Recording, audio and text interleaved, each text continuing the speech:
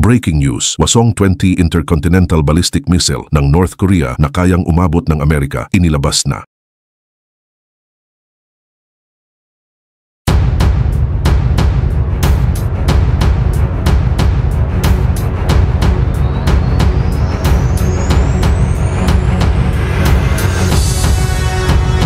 Sa pinakabagong military parade ng North Korea, ipinakita ni Kim Jong unang tinatawag nilang Hwasong-20 ICBM, isang napakalaking intercontinental missile na sinasabing kayang abutin ang mainland ng Amerika.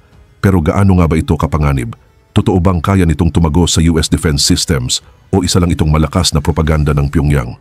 Pero bago ko simulan, ay hihingi lang sana ako ng isang like at subscribe. Malaking tulong na ito sa aming mga content creator. Salamat po. Ipinakita ng North Korea ang pinakamakapangyarihang sandatang nuclear nito, isang bagong intercontinental ballistic missile o ICBM na may mga makabagong kakayahan na kayang tumama sa Estados Unidos. Ayon sa official media ng Pyongyang, pinangunahan mismo ni Kim Jong-un ang pagpapakita ng bagong solid fuel intercontinental ballistic missile noong ika-10 ng Oktubre ngayong taon sa Kim Sung Square sa Pyongyang bilang pagdiriwang ng ika-80 anibersaryo ng namumunong Workers' Party.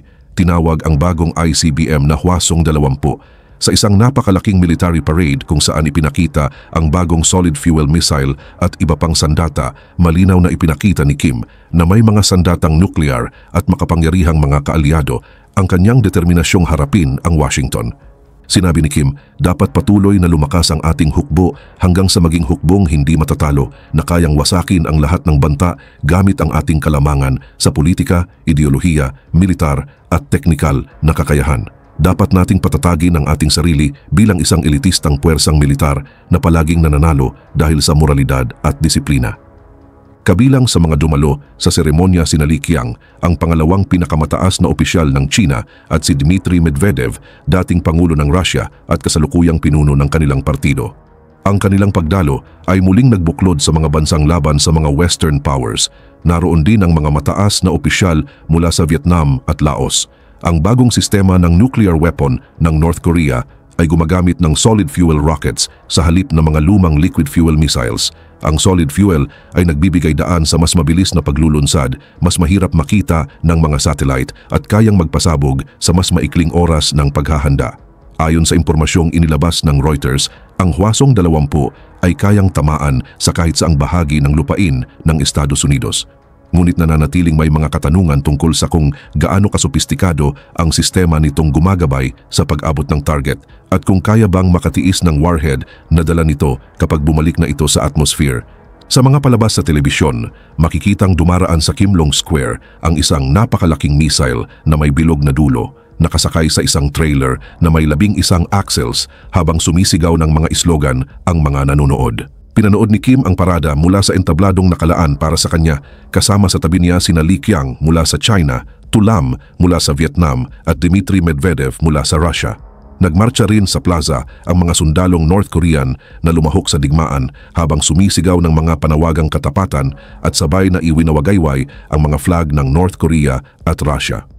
Habang nagsasalita sa parada, sinabi ni Kim na ipagpapatuloy ng North Korea ang pakikibaka laban sa kawalang katarungan at pamumunong mapangapi na malinaw na tumutukoy sa Estados Unidos. Gayunman, umiwas siyang magbitaw ng direktang banta laban sa Washington o South Korea. Sinabi rin niya noon na bukas ang North Korea sa pag-uusap sa Estados Unidos kung ititigil ng Amerika ang pagpupumilit na isuko nila ang kanilang mga nuclear weapons. Pinabibilis ng North Korea ang paglinang ng mga missile at iba pang sandata sa ilalim ng kanilang 5 taong defense plan na matatapos sa ngayong taon. Ayon sa mga tagasuri, maingat na binalanse ni Kim ang kanyang mga pahayag upang hindi magmukhang masyadong agresibo o makapukaw ng galit mula sa Washington.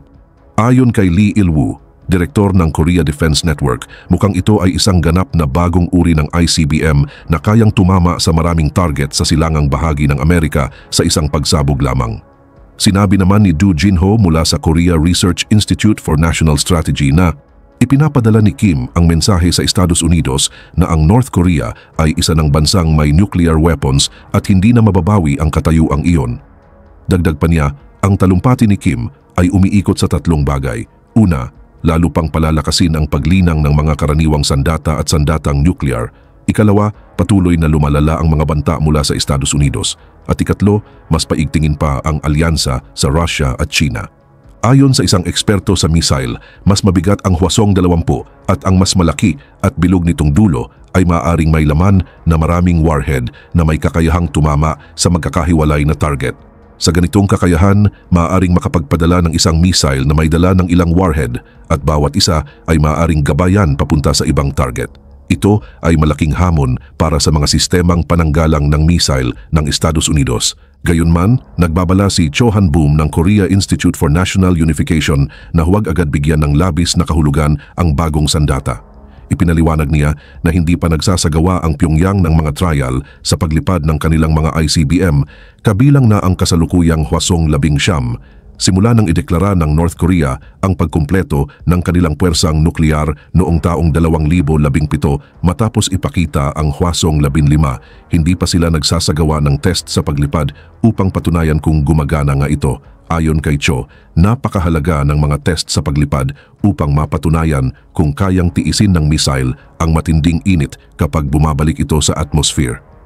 Habang ipinagdiriwang ng North Korea ang ika-80 anibersaryo ng kanilang namumunong Workers' Party, mas lalong pinatatag ni Kim Jong-un ang kanyang kapangyarihan kumpara sa anumang panahon ng kanyang pamumuno.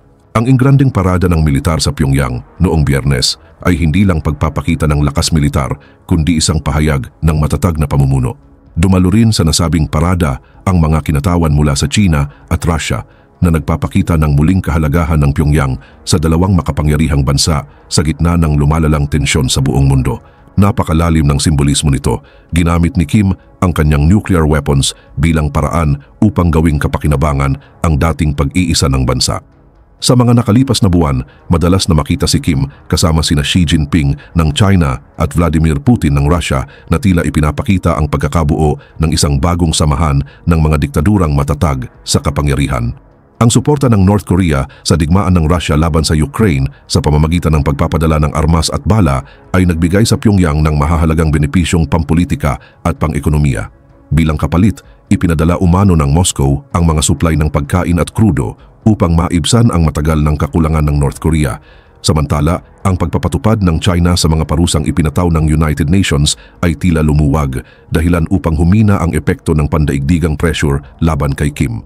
Dahil dito, mas tumibay ang tatlong bansang samahan ng North Korea, China at Russia na nagpalakas sa kakayahan ni Kim na suwayin ang mga bansang kanluranin at mapanatili ang katatagan ng kanyang pamahalaan. Sa loob ng bansa, nakasalig ang pamumuno ni Kim sa isang agresibong doktrinang nuklear. Ayon sa ulat ng Defense Intelligence Agency ng Estados Unidos, noong Mayo ng kasalukuyang taon, hangad ng Pyongyang na makilala sa buong mundo bilang isang ganap na bansang may kakayahang nuklear. Sa parehong ulat, tinaya ng ahensya na nasa pinakamalakas na posisyong pang-estratehiya ang North Korea sa loob ng maraming dekada at maaari nang maging banta sa mga puwersa ng Estados Unidos at sa kanilang mga kaalyado sa Silangang Asya. Patuloy umanong pinauunlad ng Pyongyang ang kanilang kakayahang militar na maaari ring magbigay sa kanila ng kapangyarihang banta sa mismong lupain ng Amerika. Mas tumataas din ang kumpiyansa ni Kim sa kanyang pagiging lehitimong pinuno sa pandaigdigang politika at sa seguridad ng kanyang rehimen. Mula nang unang sumubok ng sandatang nuklear ang North Korea noong taong 2006 sa ilalim ni Kim Jong-il, higit pa itong pinalawak ni Kim Jong-un sa isang patakarang nuklear na nagsisilbing panangga laban sa mga kalaban. Noong taong 2022, nagpasa ang North Korea ng batas na nagpapahintulot sa paggamit ng sandatang nuklear bilang unang hakbang sa depensa at nagdeklara na hindi na mababawi ang kanilang katayuan bilang nuclear country. Pagkaraan ng isang taon, isinama ito sa kanilang konstitusyon bilang formal na pahayag na wala silang balak isuko ang kanilang mga sandatang nuklear. Kapansin-pansin na kahit ang China at Russia na dati nangangamba sa pagkakaroon ng kapitbahay na may sandatang nuklear ay tumigil na sa panawagang gawing malaya sa nuklear ang Korean Peninsula. Ang susunod na hakbang ni Kim ay malinaw na nakatuon sa Estados Unidos. Ipinahayag niyang handa siyang makipag-usap muli sa Washington kung ititigil ng Amerika ang tinawag niyang walang saysay na pagkahumaling sa denuclearization. Dahil inaasahang bibisita si Trump sa South Korea para sa APEC Summit sa pagtatapos ng Oktubre, lumalakas ang espekulasyon na maaaring muling magkita sina Trump at Kim sa demilitarized zone. gaya ng kanilang makasaysayang pagkikita noong 2019. Mula sa mga parada ng militar hanggang sa mga kilos diplomatikong maingat na binalak, matagumpay na pinagsama ni Kim Jong-un ang pananakot at diplomasya upang mapalakas ang kanyang kapangyarihan. Sa ngayon, hindi lamang siya mas makapangyarihan kaysa dati, kundi isa na rin sa mga pangunahing figura sa bagong balanse ng kapangyarihang pampolitika sa Asya.